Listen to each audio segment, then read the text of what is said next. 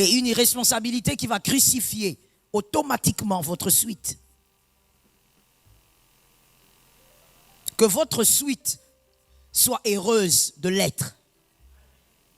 Que votre suite ne soit pas malheureuse de l'être à cause de ce que vous aurez laissé.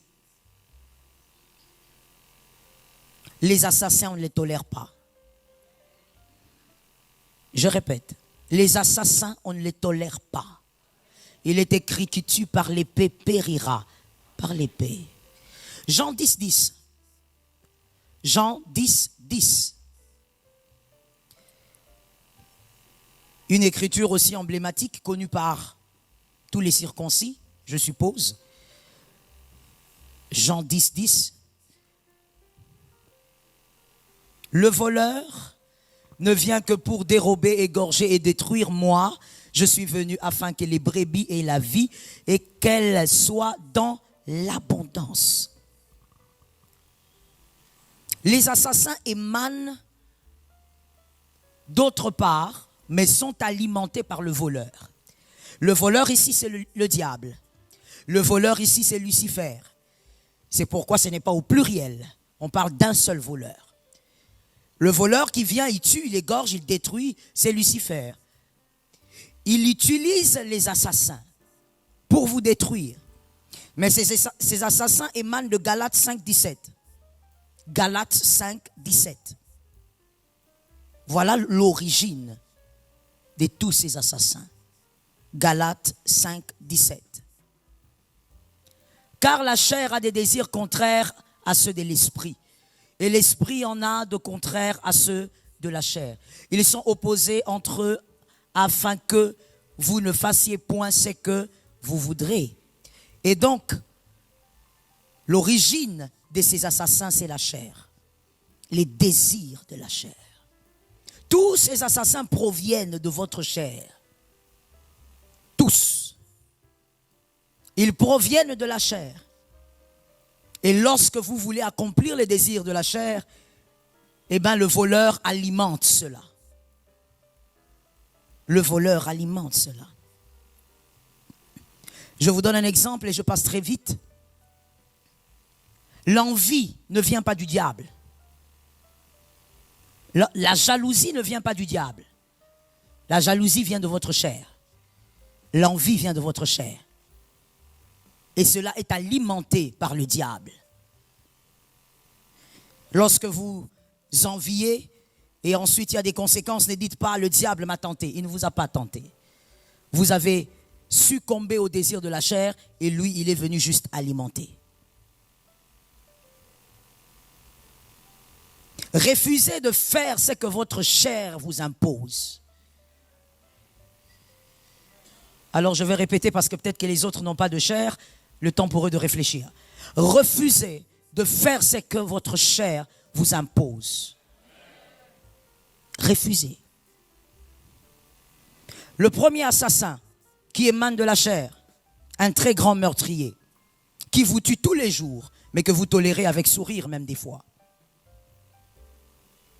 Il anéantit les destinées, il paralyse les gloires. Il ne craint pas la couronne d'un homme. Il ne craint pas les promesses qu'il y a sur la tête d'un homme. Il paralyse les vies. Il brise les destinées. Il déforme la gloire des hommes. Le découragement. Le découragement est le premier assassin.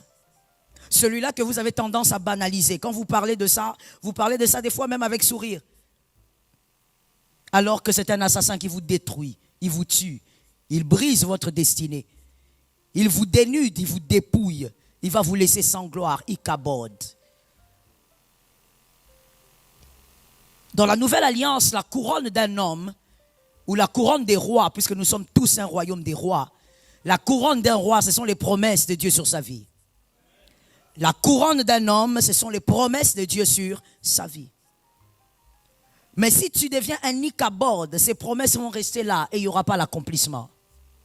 Le découragement tue la destinée. C'est un assassin avec qui vous ne devez pas rester. Vous devez vous en débarrasser aussi vite que possible. Que Dieu se souvienne de vous. Le découragement surgit généralement après l'échec, après avoir essayé et ça raté, après avoir accompli une œuvre de tout votre cœur et cette œuvre reste totalement invisible. Après avoir fourni beaucoup d'efforts et ces efforts ont été absorbés par des résultats médiocres, par des résultats tristes et amers. Les découragements. À chaque fois qu'un homme équilibré, parce que ça ne revient pas à tout le monde, qu'un homme équilibré réalise qu'il n'a pas atteint ses objectifs, cet assassin arrive. Le découragement. Il sort de votre chair et le diable vient pour alimenter cela, pour le faire grandir. Puisqu'il est là pour vous tuer, alors il y a une seule option. C'est laquelle? Refuser de mourir. Dis ça à quelqu'un. Vous l'avez dit à quelqu'un ou vous l'avez dit à une chaise? Dites à un autre. Refusez de mourir. Répète encore. Je refuse de mourir. Oui, c'est une phrase que tu vas beaucoup répéter pendant ces enseignements-là. Tu dois refuser de mourir. Refuser d'être assassiné par le découragement. Tout est question de choix. Je déteste cette phrase, ça n'engage que moi. Ce n'est pas la Bible. Je n'avais pas le choix. On a toujours le choix. Tu trouves ça bizarre peut-être? Va réfléchir calmement à la maison et tu vas te comprendre. Même à chaque fois que tu avais dit je n'avais pas le choix, il y avait le choix. Mais tu as choisi la voie de la facilité. Refuse de mourir. Ça n'a pas marché, c'est vrai. Mais ne meurs pas. Ne laisse pas le découragement t'assassiner. Tu as donné tout ton cœur dans cette histoire. Tu attendais des grands résultats. Oh, peut-être même que Dieu t'avait parlé. Et tu n'as pas les résultats escomptés. Refuse de mourir. Aide-moi à dire à 3 personnes, tu as des choix à faire et refuse de mourir. C'est important. Dis-leur. Refuse de mourir. Le découragement. Qui n'a jamais vécu le découragement? Tout le monde a déjà vécu le découragement. Mais tout dépend de ce que le découragement vous a laissé comme séquelles. Ça aussi, c'est un autre problème que je ne développerai pas aujourd'hui. Des fois, on en sort, mais les séquelles vous détruisent après. N'y sortez pas avec des séquelles. How we talk about it next day. Refuse de mourir, refuse le découragement. C'est sentir épuisé, c'est normal. Sentir qu'on a donné beaucoup et on n'a pas reçu. On est déçu, on pleure, c'est normal. Mais que cet assassin ne te mette pas à terre. Est-ce que quelqu'un m'entend bien? Ah yes. C'est dans sa maison, les brigands. Qu'il ne te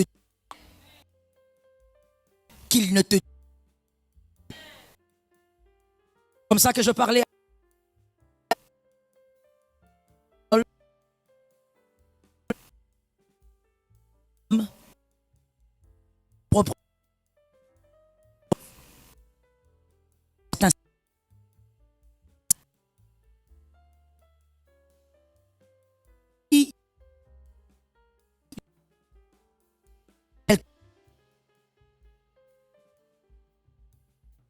tant que tu as la vie.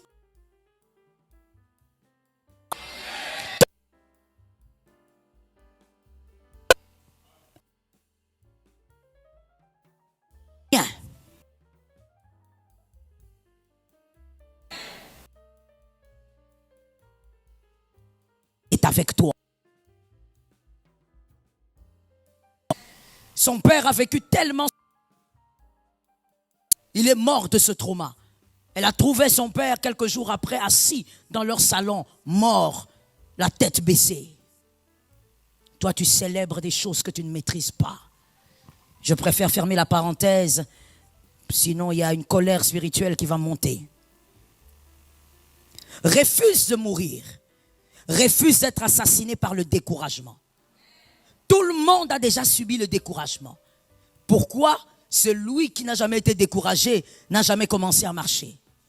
Tout celui qui a déjà fait un pas, deux pas, trois pas dans la vie a déjà subi le découragement. Josué 1,9. Josué 1,9. Josué 1,9. Que l'Écriture nous guérisse. Ne t'ai-je pas donné cet ordre? Que quelqu'un me dise, c'est un ordre. Fortifie-toi et prends courage. Ne t'effraie point et ne t'épouvante point. Car l'Éternel, ton Dieu, est avec toi dans tout ce que tu entreprendras. Écrivez, s'il vous plaît. Point 1. Point 1, c'est un ordre. C'est un ordre. Ce n'est pas une option. Ne t'ai-je pas donné cet ordre? Je veux que tu écrives très bien cet enseignement aujourd'hui. Que cette onction t'accompagne jusqu'à la fin du mois. Parce que tu dois entamer la fin du mois avec une énergie différente depuis l'année qui a commencé. Tu vas entrer dans le mois de juin avec une onction différente, un mindset différent. C'est un ordre, c'est le point 1. Un ordre, contrairement à la plupart des jeunes. Moi, je suis pasteur à Kinshasa, donc je parle de là où je suis. J'ai remarqué que dans cette jeunesse, il y a beaucoup de problèmes à ce niveau. Un ordre ne se discute pas. Un ordre ne se réfléchit pas. Si vous êtes enfant de militaire, vous allez comprendre ça mieux. On ne discute pas un ordre et on n'y réfléchit pas. Quand on donne un ordre, on ne dit pas, est-ce que je peux aussi faire ça? Un ordre ne se réfléchit pas. On a déjà réfléchi à ta place et tu obéis. L'ordre ne se calcule pas. Très important de m'écrire ça et de garder ça dans ta tête. L'ordre ne se calcule pas. L'ordre s'exécute. Et lorsque Dieu parlait à Josué, il savait qu'il ne parlait pas à n'importe qui. Il savait qu'il parlait à un soldat formé par Moïse. Un soldat ne discute pas l'ordre. Un soldat sait que l'ordre est sacré. Quand on donne un ordre, on obéit à la minute. Ainsi, enfant de Dieu, tu es le soldat de Dieu selon le livre de Timothée. Et comme tu es un soldat, apprends à obéir aux ordres. Quand Dieu te donne un ordre, donne-moi d'abord un amen normal. Oui, je sais que pour les jeunes, c'est difficile parce que la plupart ont grandi dans la désobéissance. Ça veut dire ton père, il te parle et c'est comme si vous négociez. Ta mère te parle et c'est comme s'il y a négociation. Une éducation un peu yaourt.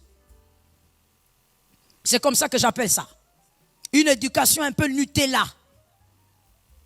Des éducations un peu biaisées. Mais lorsqu'on a été éduqué avec un fondement solide, on ne négocie pas avec un père. On ne négocie pas avec une mère. Quand il s'agit de quelque chose qui sort de sa bouche, quand c'est un ordre, on exécute. Si elle a eu tort, elle est mère, elle sait ce qu'elle a fait. Quand Dieu parle, il sait qu'il n'a pas affaire à un façon comme un Gédéon qui apprend à se battre. Non, il sait qu'il parle à un soldat. Un soldat sait c'est quoi un ordre. Un ordre ne se juge pas. Il dit, je t'ai donné l'ordre. Merci de retenir ça. Tu es obligé de vivre malgré le découragement. C'est un ordre. Aide-moi à dire ça à ton âme. Dis ça à ton âme. C'est un ordre. Tu es obligé de vivre. Malgré l'échec, malgré le découragement, tu es obligé de vivre. 2. Il dit, fortifie-toi. Fortifie-toi. Dieu dit à Josué, écoute, tu dois te fortifier. Il est écrit, je prie tout par celui qui me fortifie. Et en même temps, il dit, fortifie-toi. Voilà. Comme il est aussi écrit, sans moi vous ne pouvez rien. Mais en même temps, il dit, je vous ai donné. Faites quoi? Marchez. Qui doit marcher? C'est à vous de marcher. Il ne marchera pas pour vous. Localise-moi un peu. Regarde-moi un peu quelqu'un à côté. S'il n'a pas de carnet, dis-lui, frère, prochainement tu amènes un carnet. Dis-lui ça. La maison de Dieu est une école. Quand tu viens comme ça, tu es venu accompagner quelqu'un? La maison de Dieu est une école, mon frère. Montre-nous un peu qu'en maternelle aussi, ça va marcher. Ok. Il y a ta part. Voilà pourquoi Dieu dit à Josué, fortifie-toi. Je suis avec toi, mais tu dois te fortifier. Dans le découragement, il y a ta part. Tu dois apprendre à te fortifier toi-même.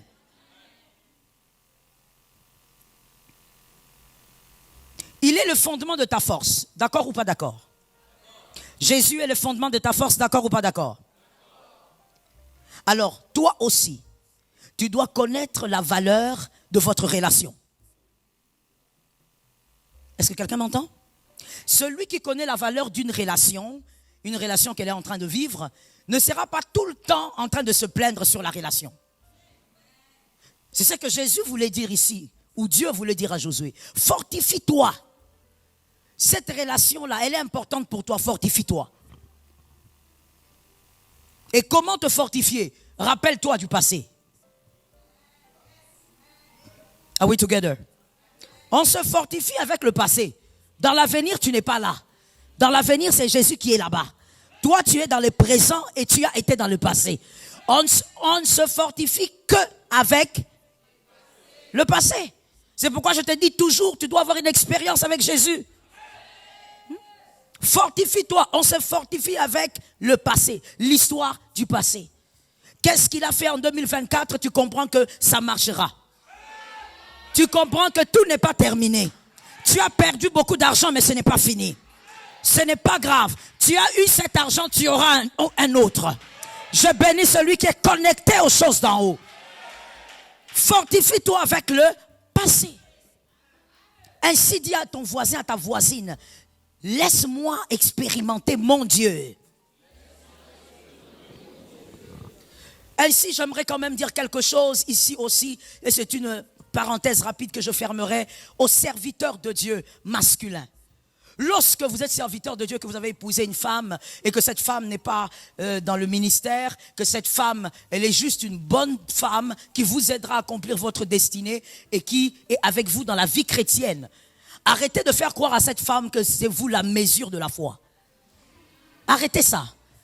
D'abord, c'est enfantin de faire croire à cette femme que toi, tu es le baromètre de la foi parce que tu as connu Jésus avant.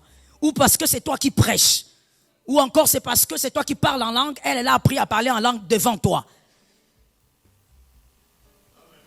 L'Écriture dit, veillez sur votre relation avec vos femmes.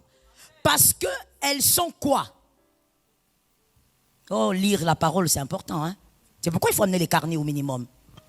Parce qu'elles sont vos accompagnatrices pour le ciel. Tu vis avec elles. C'est pour que vous deux, vous puissiez entrer au ciel. Mais ne sois pas là comme, parce que toi, c'est toi qui ouvres la Bible, tu commences même à la manipuler, à la traumatiser. Oh, avec ces gens de prière là, est-ce que tu crois que tu es une femme de prière? C'est quoi être une femme de prière? C'est toi qui as le nombre d'heures d'être une femme de prière. Tout ça parce que toi tu es l'homme et que tu sers Jésus et qu'elle ne le fait pas. Mon frère, il ne faut pas oublier que dans tout ce que tu fais, Dieu est juste. Il ne faut pas oublier ça. Il n'est pas que ton Dieu, il est aussi le Dieu de ta femme. Donne-moi un amen normal. Oh, tu vas voir. Si tous les jeunes serviteurs de ces derniers temps ici, là. C'est triste, hein?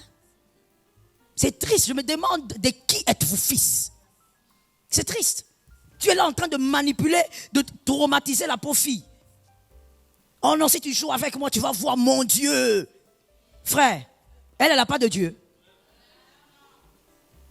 Jésus est individuel.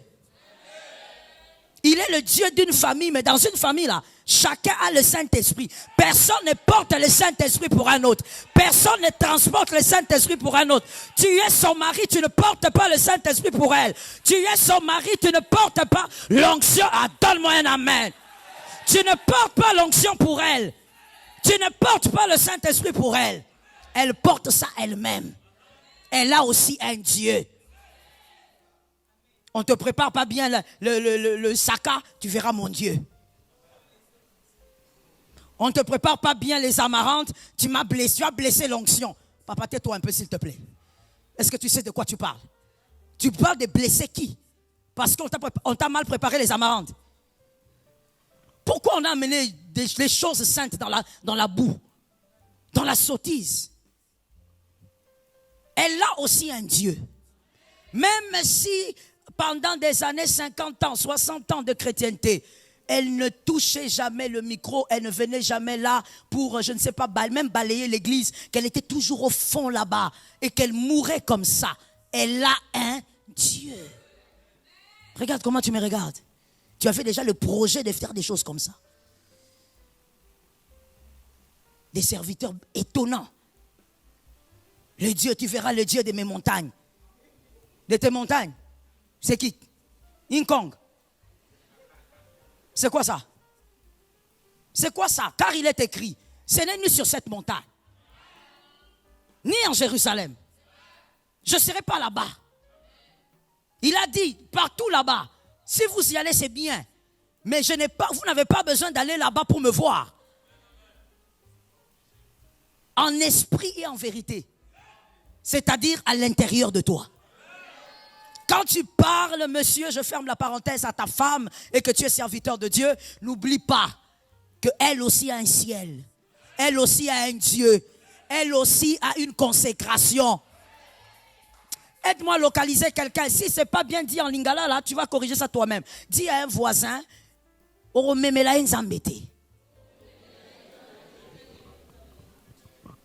pourquoi d'intimidation ridicule comme ça? C'est même ridicule. Vis ton Dieu.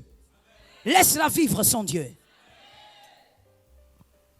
Au nom de Jésus, que ton passé te fortifie. Voilà pourquoi ne fuis jamais les expériences personnelles avec Jésus. Tu es toujours timoré comme ça dès qu'il y a un problème. Non, non, non, moi je ne comprends pas. Dieu m'a abandonné. Ce sont des expériences, des souvenirs qui vont te fortifier. J'étais seul, il a été avec moi. Ça va te fortifier. Ne laisse pas le découragement t'envahir. Ah, je dis à quelqu'un, tu peux pleurer. Tu peux beaucoup pleurer. Mais après, rappelle-toi que quelqu'un dise, je dois me rappeler. Que quelqu'un dise, je dois me rappeler. Que quelqu'un dise, je dois me rappeler. Oh my God, tu dois te rappeler. Te rappeler qu'il était avec toi quand ton papa était mort. Quand maman était partie, lui, il était là. Tu dois te rappeler. Ne laisse pas cet assassin te tuer. Tu fais 3 jours, tu ne sors pas du lit. Pourquoi? Oh, j'ai perdu l'argent. Frère, c'est l'homme qui cherche l'argent. Let me talk. Et laisse-moi dire quelque chose de très spirituel au sujet de l'argent. Et je veux dire, oui, je ferme. C'est l'homme qui cherche l'argent. Et quand je dis l'homme, c'est avec un grand H. La femme dedans. C'est l'homme qui cherche l'argent. Mais spirituellement, c'est l'argent qui court derrière l'homme. Car, écoute-moi, car tout ce qui ne court pas derrière toi, tu ne l'auras jamais. Voilà pourquoi il est écrit, cherchez premièrement le royaume des cieux. Tout le reste vous sera donné. Voilà pourquoi il est aussi écrit, si tu crois, voici les miracles qui accompagnent.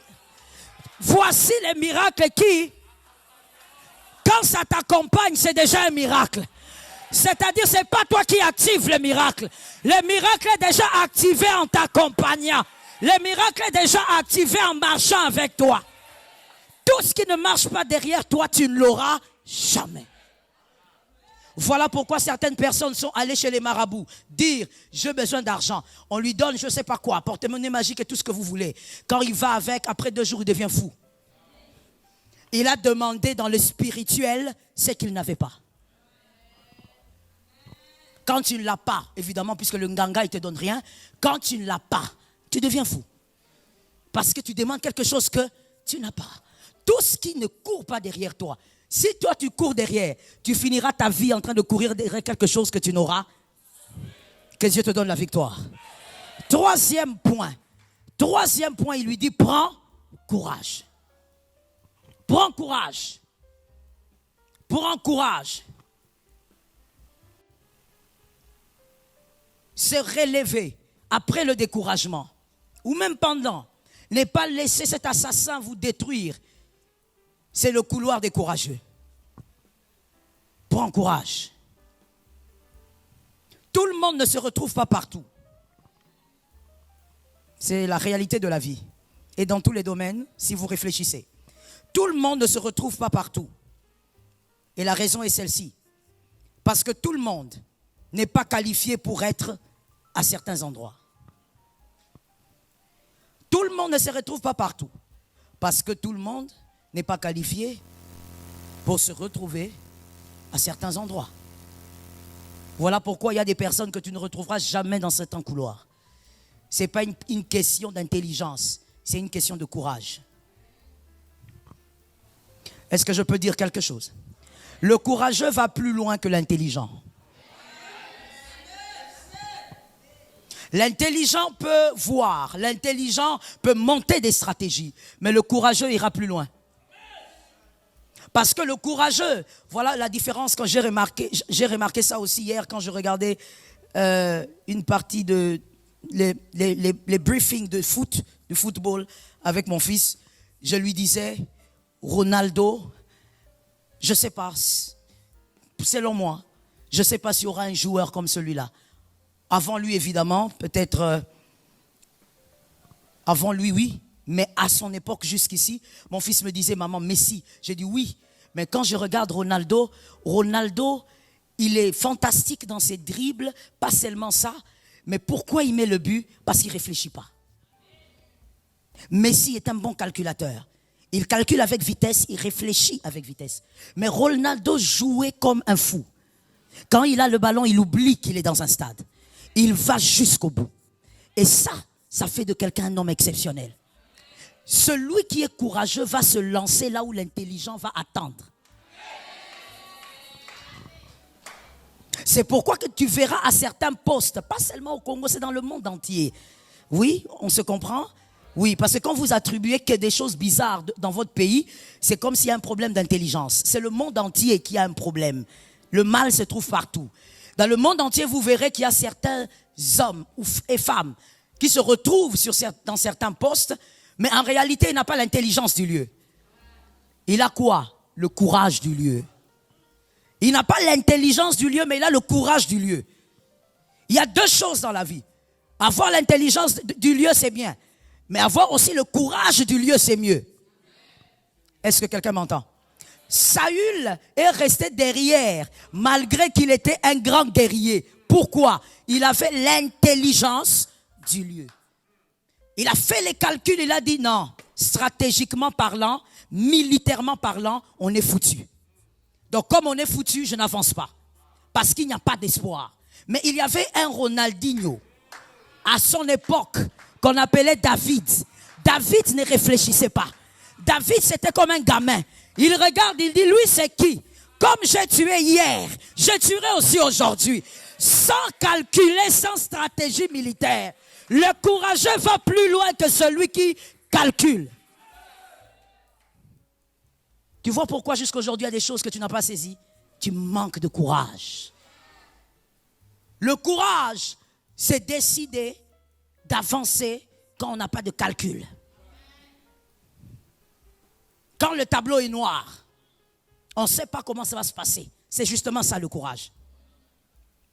La Bible dit à Josué, sois courageux. Mon frère, sois courageux que le découragement ne te termine pas. Tu as échoué, mais ce n'est pas grave. Lève-toi, sois courageux. Tu es allé dans une relation, tu es allé comme un monsieur que j'ai reçu dernièrement. Il est allé dans une relation pendant une année, quelque chose comme ça, des fiançailles. Il va doter, tout se passe bien. Après 3 semaines seulement, on rappelle le gars par la belle famille, viens récupérer la dot. Mais pourquoi? Qu'est-ce qu'il y a? Il appelle la fiancée. La fiancée qui lui dit, je ne veux pas parler avec toi au téléphone. Toi, écoute seulement la famille. Quelqu'un que tu as dragué, quelqu'un que tu as aimé, vous vous êtes aimé pendant 1 année. Mais elle te dit, je ne veux pas te discuter avec toi, parle avec la famille.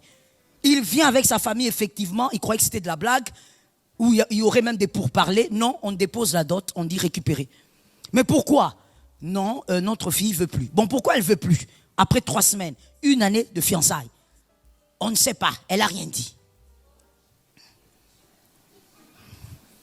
Le gars est venu me voir, il m'a dit, pasteur, je suis KO. J'ai honte, j'arrive même pas à aller à l'église, j'arrive même pas. J'ai dit, frère, laisse ça. Prends courage, lève-toi. Ça n'a pas marché avec elle, ça marchera avec une autre. Relève ta tête et avance. Quand tu as fait tes choses, tu étais seul. Qui t'a aidé? Alors lorsque ça ne marche pas, lève ta tête et avance aussi. Prends courage. Certaines choses dans la vie, il n'y a pas de place pour la honte. Tu auras honte pour... Regarde le voisin, dis-lui. Je veux vérifier si tu tiens ma vie. Tu as vérifié? Qui tient ta vie ici? Deuxième question. Localise un voisin, pose la question. J'ai combien de vies? Sur la terre, nous précisons. Tu en as combien? Bon, maintenant, une seule là. Tu ne sais pas quand tu vas mourir. C'est Jésus qui tient ta vie. Toi, tu as honte des hommes qui te regardent. Tu n'as pas le temps d'avoir honte des hommes qui te regardent. Prends courage et lève-toi. Tu sais, dans les découragements, j'ai appris ceci. Qu'il n'y a pas, le grand deal, ce ne sont pas les hommes.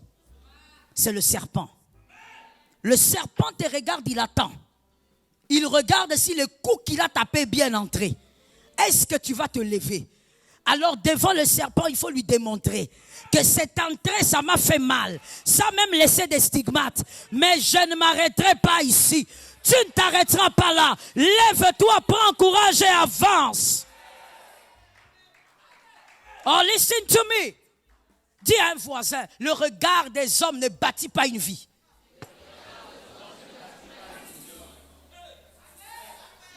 Ce n'est pas en te regardant comme ça, quand les hommes te regardent, même si tu es célèbre, ça ne bâtit pas une vie. Oh non, moi comme je suis là, j'ai très honte parce qu'il y a un gars dans l'église qui m'a courtisé puis il m'a lâché. Qu'il te lâche? Qu'il te lâche? Il est libre de te lâcher? Est-ce que je peux parler? Un homme, une femme célibataire doivent être matures quand ils commencent même une relation de, je sais pas, de fiançailles. Ça veut dire que c'est quoi aussi la maturité? Quelque chose qui a commencé peut s'arrêter. N'en fais pas une affaire d'État. Regarde même, je te montre l'exemple de ce gars, il a donné même la dot. Mais on vient, on lui dit récupère.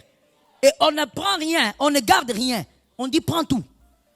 Maintenant, toi, tu es mal à l'aise parce qu'il y a un gars là, façon, il t'a aimé. Et puis il t'a lâché, tu as honte maintenant de l'église. Écoute-moi bien. Si tu te comportes comme ça en tant que jeune sœur, dans une église locale, peu importe l'église dans le monde, je t'annonce que tu es en train de te terrer et aucune bénédiction ne vient auprès de ceux qui se sont terrés. La bénédiction est pour ceux qui sont visibles. Si Louis t'a lâché, il faut permettre à un autre de te visibiliser. Il faut permettre à un autre de te voir bien. Est-ce que quelqu'un m'entend bien? Tu croyais en ce qu'il te disait, un aventurier? Ils sont nombreux dans les églises locales. Un aventurier, un vendeur de rêves, vendeur d'illusions, il raconte des chimères tout le temps. Ok, tu as cru, surtout que la femme aime avec le cœur, c'est dommage. Ça n'a pas marché. Tu pleures dans ta chambre, tu as combien d'heures pour pleurer? Mets les heures là. Quand tu as fini, sors, lave-toi. Parfume-toi, mets les habille-toi bien. Une jolie couture. Jolie tenue qui te tient bien sur le corps. Tu te mets bien là. Tu tires bien tes cheveux. Pas comme les volcans. Tu t'arranges. Tu prends 5 cm, tu mets au pied. Tu sors. Ce qu'il n'a pas vu, quelqu'un d'autre va voir. Ça tombe sur quelqu'un d'intelligent. Ce que les autres ne voient pas, un autre verra ça. Est-ce que tu entends bien ce que je te dis? Listen to me. Ève a mangé le fruit parce que le serpent lui avait dit, c'est l'intelligence. Ce qu'Adam n'avait pas vu, le serpent a vu. Ah oui. Oui, Adam avait vu seulement une femme. Tout ce qu'il a dit, os de mes os, chair de ma chair. Ah d'accord, donc pour toi c'est les capas. Adam n'avait pas vu que la femme là, elle avait une tête. Elle aimait l'intelligence. Ce que son mari n'a pas vu, le serpent l'a vu. Ce que quelqu'un ne voit pas, ne pleurniche pas longtemps pour ça. D'ailleurs, je te conseille de ne pas faire 2 heures de larmes parce que les yeux vont gonfler. Il faut veiller sur les yeux. Tu finis, tu sors de là. Ne te terre pas. Prends courage et avance. Localise-moi 3 personnes. Dis-leur, prends courage mon frère.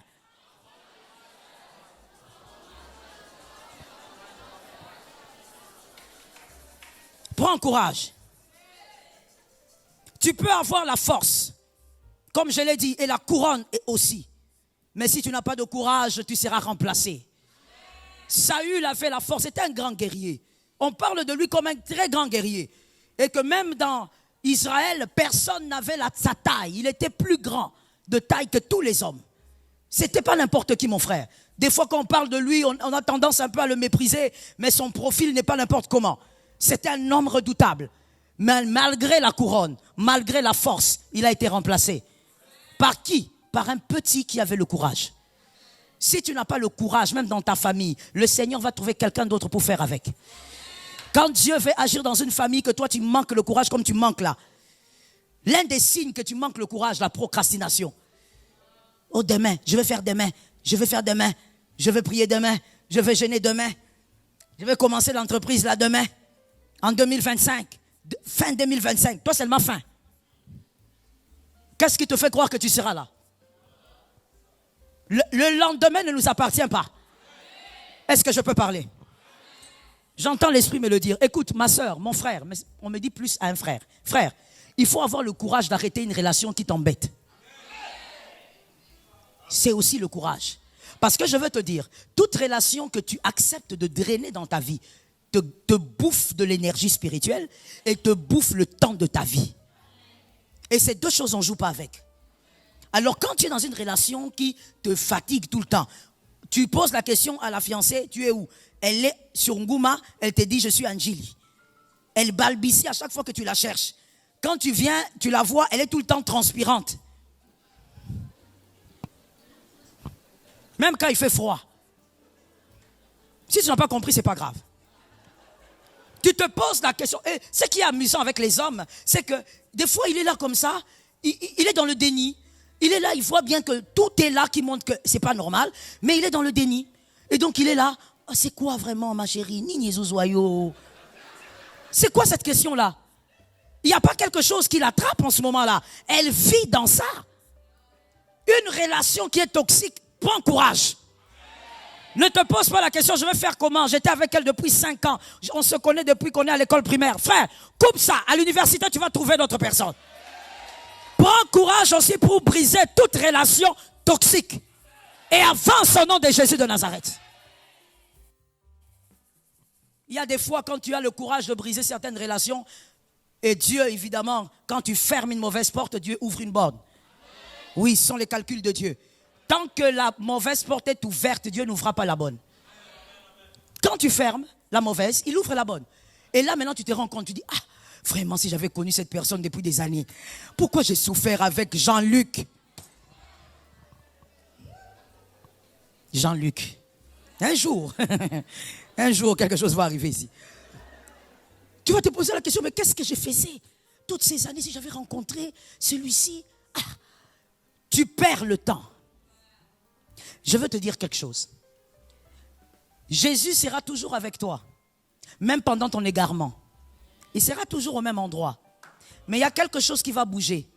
Et Jésus ne changera pas ça.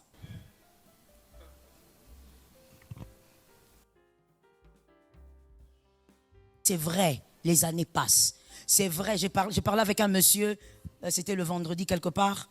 Il était pratiquement 22h, 23h par là. Je parlais avec un homme de Dieu. Et en causant avec lui, il me disait, tu sais Joël, il y a des choses que nous avons eu à faire. Moi personnellement, j'ai fait ça à 20 ans, 23 ans. Aujourd'hui, tu me demandes de le faire, je ne peux pas le faire. Je veux, mais le corps lâche. Le corps est très compliqué. Ah, moi, j'ai déjà vécu aussi ça, le corps qui te lâche. Avant, quand les gens parlaient, je disais, bon, écoutez, quand je l'ai vécu, j'ai compris que ce n'est pas une blague. Le corps, il peut dire non. Et quand il dit non, tu ne feras rien pour que ce corps-là s'élève. Rien. Tu vas chercher tous les moyens. C'est quoi, Seigneur, faya? Le Seigneur me dit, c'est pas le faya. Tu as mal géré ton corps, c'est tout. Et pas le fire. Tu vas rester d'abord comme ça. Une fois, je me rappelle, je monte dans un avion. Je ne sais plus, je crois que c'était 2023. Parce que c'est là où j'ai pris beaucoup de vols. Il y a des voyages que j'ai faits. Je pouvais faire une semaine à l'intérieur des États-Unis. Je fais 4 États en une semaine. Je pouvais prendre 4 avions en un jour. Je monte, je descends, je monte, je descends. Les escales de 40 minutes, 30 minutes, d'autres même de 20 minutes. Je crois que c'était 2023 plutôt. Et c'est à cause de ces voyages-là que mon mari a dit stop en 2025. Parce que quand j'étais dans l'avion, je ne sais plus, j'allais où encore. À un moment, l'hôtesse vient, elle me demande quelque chose à prendre, je demande de l'eau. Elle m'amène le verre, je n'arrive pas à tenir le verre. Elle me regarde, elle comprend. Elle dépose le plateau, elle me demande, vous avez besoin de l'assistance? Je peux appeler, il y a un médecin là-bas. Je dis non, ça va aller. Je lève ma main ne se lève pas. Quand j'essaye encore d'élever la main, ma main tremble. Et ma jambe aussi commence à trembler. Je comprends les signaux. Je reste calme. Je commence à parler en langue. Le Seigneur me dit, le corps. En ce moment-là, je n'ai fait qu'une seule prière. J'ai arrêté de prier en langue. J'ai dit, Seigneur, la grâce. Parce que quand quelque chose est de ta faute, il faut demander la grâce maintenant. Oui. Il ne faut pas dire, Seigneur, arrière de moi Satan. Satan n'est pas là. Tu as mal géré, alors demande la grâce de Dieu. Je commence à demander la grâce de Dieu. Seigneur, la grâce. Jusqu'à ce que j'ai atterri, je n'ai plus pris quelque chose. Je me dis, Seigneur, je vais marcher comment? Je vais descendre dans cet état-là, je vais prêcher comment? Comment ça va se passer? Je dis, Seigneur, la grâce. Quand j'arrive, je réalise que quand il faut descendre, je me lève, je sens ma jambe tenir, mais même quand elle tenait, elle bougeait. Ma jambe gauche bougeait, elle tremblait. J'ai dit, Seigneur, soutiens-moi. Quand j'arrive à l'hôtel, je raconte à mon mari, il avait envie de dire, coupe, tout. Rentre. Heureusement que mon mari n'est pas sorcier. S'il était sorcier, il allait venir. Il m'a dit, mais est-ce que tu vois ce qui arrive maintenant? Mon frère, quand c'est de ta faute quelque chose, dans tous les domaines de la vie, sois capable de voir que c'est de ta faute et demande la grâce de Dieu. Est-ce que quelqu'un a été localisé? Prends courage et arrête ce que tu dois arrêter. Juge 6, 16. Juge 6, 16. Vous le connaissez. C'est Gédéon. Dieu lui a dit, tu tueras Madian comme un seul homme. Vous connaissez ce texte-là. Juge 6, 16. Tu vas tuer Madian, donc tout un peuple comme un seul homme. D'accord? Mais c'est toi. C'est toi qui dois tuer. C'est pas Dieu. Dieu dit, je suis avec toi. Mais celui qui va courir là devant les gens là, avec 300 hommes, c'est toi. Celui qu'on doit voir comme un fou, en train de courir avec 300 hommes là, devant des légions, c'est toi. Prends courage. Le courage, j'aimerais que tu écrives ça s'il te plaît. Le courage, c'est avancer. C'est avancer avec un Dieu invisible qui est capable de te rendre visible. Le courage, c'est avancer avec un Dieu invisible. Si tu attends toujours des signes, mon frère, tu n'auras jamais le courage de faire certaines choses. Dieu ne donne pas toujours des signes. C'est le courage de marcher avec un Dieu invisible qui te rendra visible. Parce que Dieu rend toujours les hommes courageux en lui visibles. Il n'y a pas de courageux que Dieu a rendu invisible ou qu'il a caché dans les oubliettes. Esther a été courageuse, elle a été visible. Le roi a failli lui donner la moitié du royaume. Le courage. Quatrièmement, il dit, ne t'effraie pas et ne t'épouvante pas. C'est-à-dire que tout est préparé pour te faire peur. Tu as échoué une fois, 2 fois, 3 fois. Tout est présenté pour te faire peur. Tout est préparé pour te faire peur. Le tableau, il est obscur. Si ça ne faisait pas peur, il n'y aurait pas cette précision. Ne t'effraie pas. C'est-à-dire, ce que tu vas voir là, va t'effrayer. Mais ne t'effraie pas. Tu dois avoir le courage d'avancer même face à ce qui effraie. Exode 25. Exode chapitre 20, verset 5. J'aimerais que tu notes ceci également. Lorsqu'un circoncis est rassuré par une réalité, il n'est pas dans le couloir de Dieu. Je sais que c'est une déclaration forte, mais elle est réfléchie. Lorsqu'un circoncis est rassuré par une réalité, il n'est pas dans le couloir de Dieu. Lorsque tu es dans le couloir de Dieu, c'est-à-dire que Dieu veut que tu sois dans ce couloir pour sa gloire, tu es dans la volonté de Dieu. Dieu extirpe tout ce qui peut te rassurer. Dieu arrache tout ce qui peut te rassurer. Si tu es dans un couloir et ta réalité te rassure, mon frère, réfléchis bien si tu es dans la volonté de Dieu. Tu ne te prosterneras point devant elle et tu ne les serviras point. Car moi, l'Éternel, ton Dieu, je suis un Dieu. J'aimerais qu'on répète cette phrase, s'il vous plaît. Commençons par car. Car moi, l'Éternel, ton Dieu, je suis un Dieu. Dis à ton voisin, Dieu est un Dieu jaloux. C'est-à-dire, on y va, c'est-à-dire, premièrement, que personne, Dieu n'acceptera pas que tu adores un autre que lui. Dieu n'accepte pas, il est jaloux. L'adoration, c'est pour lui. Voilà pourquoi nous, les chrétiens, les circoncis, nous ne pouvons pas chanter pour une femme. Peut-être que tu n'as jamais su pourquoi, c'est l'une des raisons. Parce que quand tu vas chanter pour ta femme, ça va ressembler à une adoration. Dieu est jaloux. On n'adore personne que lui. Pourquoi je n'entends pas? Deuxième chose aussi, par rapport à la jalousie de Dieu. Dieu n'accepte pas que tu aies le bonheur en dehors de lui. Quelque chose d'autre ne peut pas te rendre heureux plus que Dieu. Si ça existe, tu es dans l'idolâtrie, sois délivré. Dieu est un Dieu jaloux, il n'accepte pas. Non, moi quand je suis avec ma femme, c'est le bonheur de ma vie. Impossible. Dieu est un Dieu jaloux, elle ne peut pas être le bonheur de ta vie. Le bonheur de ta vie, ça doit être Dieu d'abord et Dieu seul. Même tes enfants ne sont pas le bonheur de ta vie.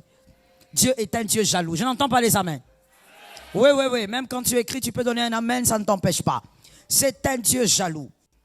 Pas de bonheur en dehors de Dieu. Dieu est un Dieu jaloux. La troisième chose par rapport à la jalousie de Dieu, Dieu ne supporte pas que tu t'appuies sur quelque chose d'autre. Quelque chose ou quelqu'un. Il doit rester le seul appui de ta vie. Quand tu t'appuies sur autre chose, Dieu est un Dieu jaloux. Si tu es un enfant de Dieu, il te l'arrache. Il va te l'arracher. Que ce soit un humain ou quelqu'un d'autre ou quelque chose, il va te l'arracher. Et la troisième chose maintenant qui concerne ce texte d'Exode, Dieu est un Dieu jaloux et donc rien ne doit te rassurer en dehors de lui. Rien ni personne ne doit te rassurer en dehors de lui. Non, mon père, il me rassure tellement, il est la colonne de ma vie. Mon frère, tu seras orphelin bientôt? Ah ben je te le dis, hein. C'est très sérieux. Dieu ne blague pas. Il ne blague pas avec sa place de Dieu. Tout ce qui lui revient ne peut pas aller chez quelqu'un. Ainsi, j'ai envie de dire à une personne, ne célèbre aucun homme sans Dieu. Aide-moi à dire ça à quelqu'un. Ma soeur, quand on dit à quelqu'un, sois un peu douce, hein, au koraté liba la carbongo. Une femme doit être un peu douce, hein, à des moments. Alors, dis à quelqu'un, ne célèbre personne sans Dieu. Même quand tu dois célébrer, tu le célèbres à cause de Dieu. Oui. Tu ne célèbres pas à cause de lui, l'homme. C'est pourquoi on vous déçoit. Parce que quand Dieu va voir ça, il va frapper. Et il ne va pas frapper toi, il va frapper celui que vous célébrez là. Il ne peut pas avoir la place de Dieu. Quand vous êtes dans la maison de Dieu, c'est la maison de Dieu. N'est-ce pas? C'est la maison de Dieu. Il n'y a personne, tu es seul là-bas, mais tu es au téléphone, tu es en train d'insulter là-bas. Tout ça. Dès que tu vois le pasteur arriver, tu te ranges. Bonjour papa. C'est de l'idolâtrie. Moi, ce n'est même pas l'hypocrisie, c'est l'idolâtrie. Ça veut dire que toi, tu penses que le Dieu qui est avec toi dans le secret, il est moins important que le pasteur là. Tu dois trembler devant Dieu. Ne fais pas le mal à cause de l'amour que tu as pour Dieu. Pourquoi les amens ont diminué? Tu as fait quoi hier? Tu as fait quoi hier? Que Dieu te pardonne. Ne célèbre personne sans Dieu. Tu veux célébrer ta maman, c'est très bien. La Bible dit au nom de ton père et ta mère. Il faut le faire pendant qu'elle est vivante. Célèbre ta mère, mais toujours avec Dieu. Jamais qu'un homme, une chose prenne la place de Dieu. Dieu s'organise pour que la réalité, comme avec Josué, soit chaotique toujours. Que rien ne te rassure. Que tu prennes courage là-bas. Que cet assassin appelé découragement ne te détruise pas. Écoute, tu es découragé, tu viens d'échouer, tu as vécu des choses horribles. Mais quand tu regardes aussi en face de toi, obscur, tous les calculs sont bizarres. Rien ne te rassure. Oui, parce que Jésus doit être le seul à te rassurer. Sois béni. Beaucoup de gens se posent la question, mais pourquoi? Quand il s'agit de moi, c'est toujours difficile. Dieu me laisse toujours dans des situations bizarres. Pourquoi? Pourquoi il me met dans des situations où je n'ai pas d'issue? Parce qu'il doit rester ton seul appui. Prends courage, avance sans penser à un homme. Pense à Dieu. Ah non, ce mariage va tenir parce que mon mari va changer.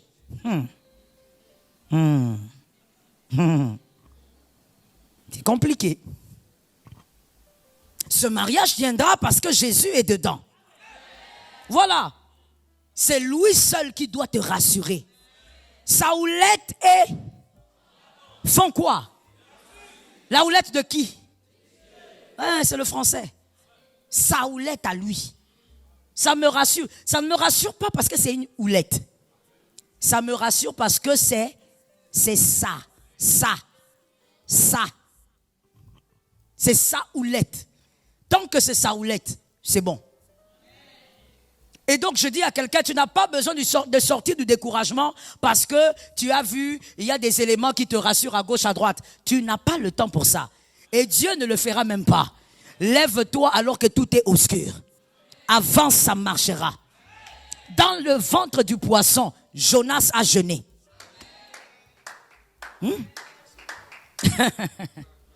Les lecteurs de la Bible, on est là. Dans le ventre du poisson, Jonas, tu attends la digestion du poisson? Ou bien, non. Jonas a oublié tout ça. Jonas dit, ok, comme je suis ici dans les ténèbres, ici dans le ventre de ce truc-là, je gêne. De toutes les manières, j'aurai la nourriture où? Alors, Seigneur, il faut que tu me sortes d'ici.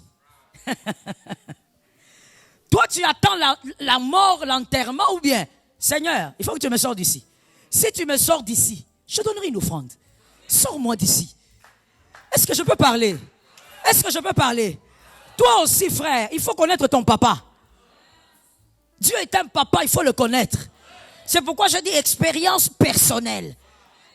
Quel âge tu as? On n'a pas besoin que tu parles, car des lecteurs témoins. Jusqu'ici, c'est que tu as vécu avec le Christ. Ne sais-tu toujours pas là où tu dois le tenir pour qu'il libère quelque chose? Chacun avec son Dieu. J'aime l'attitude de ces idolâtres avec Jonas. Ils ont dit à Jonas, frère, la mort est là. Maintenant, chacun cherche son Dieu. 2025, chacun cherche son Dieu. Ton amen est léger, mais je donne ça à ton frère. 2025, que chacun cherche son Dieu. Le Dieu de ta famille, tu le chercheras. Frère, n'attends pas que tout soit... Écoutez, ça c'est souvent les lots des hommes, des personnes trop intelligentes. L'intelligence est une bénédiction.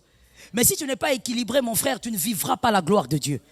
Il faut être équilibré. Tu es intelligent, tu es aussi un homme de foi. Tu dois être un Daniel. Un homme terriblement intelligent, mais un homme incroyablement de foi. Tu dois être un Joseph. Tu as l'intelligence, tu as aussi la foi. Tu sais qu'en ce moment-ci, il faut courir. Tout le monde marche, mais c'est le moment de courir. Que Dieu te l'accorde cette année. Est-ce que tu as reçu ça? Vous savez, lorsqu'on n'a pas la bonne attitude, parce qu'on ne comprend pas le langage de Dieu dans une saison, il y a beaucoup de choses chaotiques qui nous arrivent. Il faut comprendre le langage de Dieu dans une saison. Écris-moi ça s'il te plaît. La mauvaise compréhension d'une chose crée la déformation d'une destinée. La mauvaise compréhension d'une chose crée la déformation d'une destinée. Ta destinée va se déformer parce que tu as mal compris ta saison. Dieu, il ne te donne pas des éléments pour te rassurer parce qu'il veut être le seul à te rassurer. Mais toi, tu dis, j'attends. Il faut que je sois sûr. Je suis quand même père des familles. Si quelque chose arrive, surtout les pères des familles, vous devez être des hommes courageux. Un père des familles doit être courageux. Si tu es tout le temps timoré comme ça, là, c'est pourquoi quelque part, entre nous soit dit, quand vous êtes, seulement pour les célibataires, hein, les mariés, vous restez dedans, intercédez jusqu'à ce que Jésus revienne. Quand vous êtes célibataire, monsieur, il faut aussi bien choisir. Tout ça, ça compte. Tu sais comment toi tu es un peureux, tu as peur de tout, même du concret là. Hein? Tu sais que toi tu es comme ça. Hein? Que tu es comme ça, tu es un peureux. Alors quand tu vas aussi choisir une femme, choisis même une courageuse. Va à l'Équateur. Va à l'Équateur. Cherche un peu. Hein? Toi, tu sais que... Alors, va de l'autre côté. La mentalité que tu as là, ça va pas t'aider. Lucien, tu entends ce que je dis là? La mentalité là ne va pas t'aider. Oh non, comment je suis là, je dois épouser une femme de chez nous, chez vous. La bonne femme n'est pas seulement là-bas. Hein? Les bonnes femmes, il y en a partout. Et d'ailleurs, c'est pas ça le problème. Le problème, c'est pas une bonne femme. Le problème, c'est la femme de ta destinée. Et elle peut se trouver là où elle peut se trouver. Mais il faut aussi se choisir. Toi, tu es un homme peureux, tu vas encore prendre aussi une femme peureuse. Vous deux, vous êtes là comme ça. Vous êtes peureux tous les deux. La nuit, quand vous entendez un bruit, vous deux, vous entrez dans la couette. Qui va sortir? On ne sait pas. Il faut quand même se choisir aussi. Hein, comme moi, là, j'ai un homme hyper social. Ça veut dire que... Je me suis rappelé qu'il y a des caméras. Il est tellement social à un niveau où, à des moments, tu te poses la question, tu causes quoi avec ces gens? Pourquoi tu as toujours quelque chose à dire? Des fois, même on est dans la voiture, je t'assure, hein, pour que quand il est au volant et que je suis à côté, il faudrait beaucoup d'intercession et beaucoup de colère pour qu'il n'ouvre pas la vitre. Parce qu'il a toujours tendance à descendre la vitre. Hé, chauffeur, le je dis, mais tu causes avec qui là? Mais je cause avec le chauffeur là. Tu le connais? Mais j'ai pas besoin de le connaître, c'est un chauffeur. Tu causes. Non, tu causes. Tu causes. Et puis il monte la vitre. Hein. Des fois, avant, je pensais que c'était juste pour dire au motard, attention à la voiture. Non. Des fois, il descend comme ça. Ah, Bonnie. Tu sais, un jour, je lui ai posé la question. Quand tu demandes à quelqu'un Bonnie, alors que tu ne le connais pas, c'est comment? Il dit, oh. Maintenant, lui aussi me pose la question. Entre Bonnie et connaître, où est la relation? Marvin, la causerie s'est arrêtée là. Parce que dans la vie, hein, quand tu fais quelques années, dans le mariage, tu sais qu'il y a des choses, hein, tu laisses seulement. Ça ne sert à rien. Ça veut dire qu'il est hyper social. C'est incroyable. C'est comme ça qu'il est. Maintenant, il faut un petit équilibre. Alors des fois, non, tu ne sors pas aujourd'hui. Tu restes. Et quand tu lui dis de rester, tu sens vraiment que tu lui as fait quelque chose. Tu sens vraiment que c'est par amour pour toi. Il faut savoir mettre l'équilibre. Il faut quand même que quand toi tu as tout le temps peur de la vie, choisis une femme qui te pousse.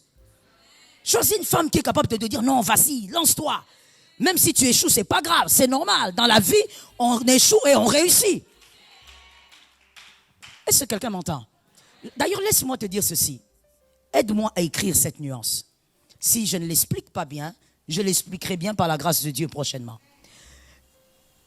Vous savez, il y a la réussite et le succès. Il peut arriver qu'un échec soit un succès. Il peut arriver qu'un échec ne soit pas une réussite, mais un succès. Ça peut arriver. J'explique avec des exemples. Et on va passer. Ruth épouse Kiljon.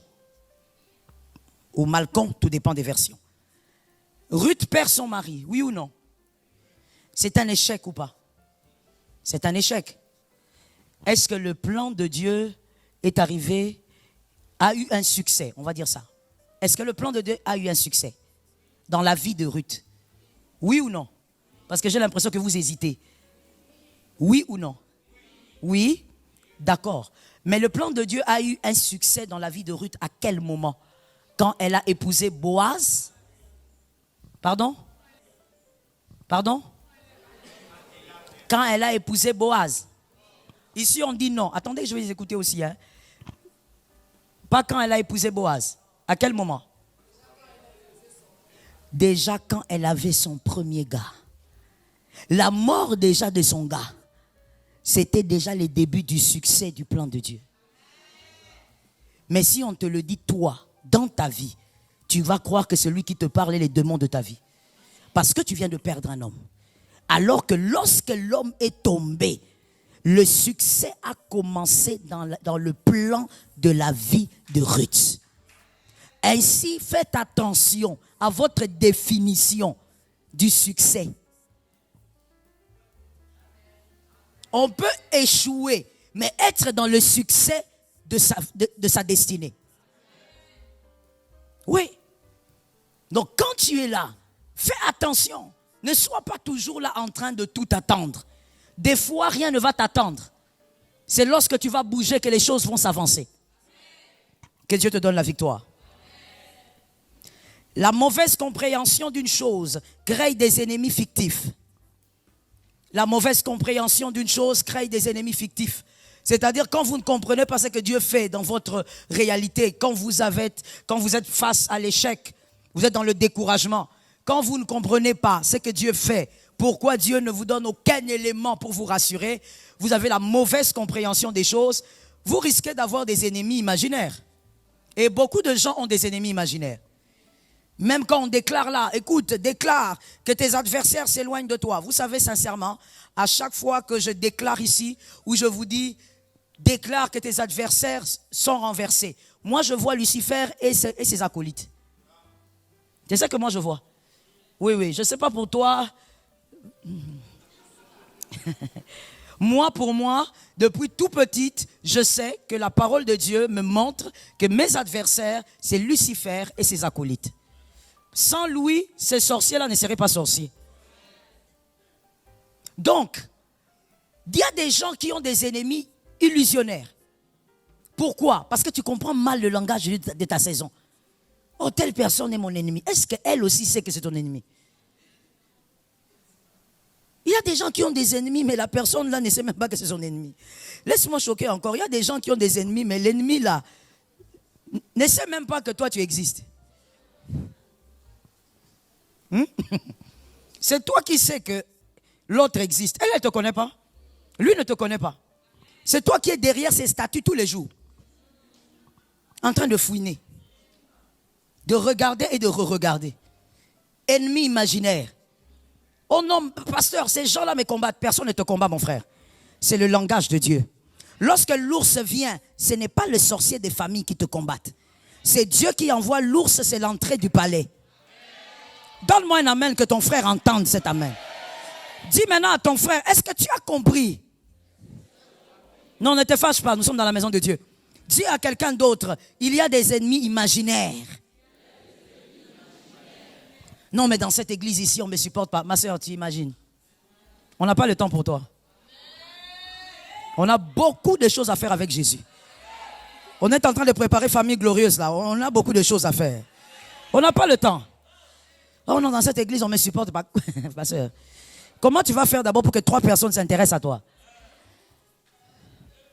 C'est imaginaire. Comprends le langage de Dieu, tu n'auras pas d'ennemi imaginaire. Celui qui ne t'aide pas aujourd'hui, c'est le ciel qui a décidé.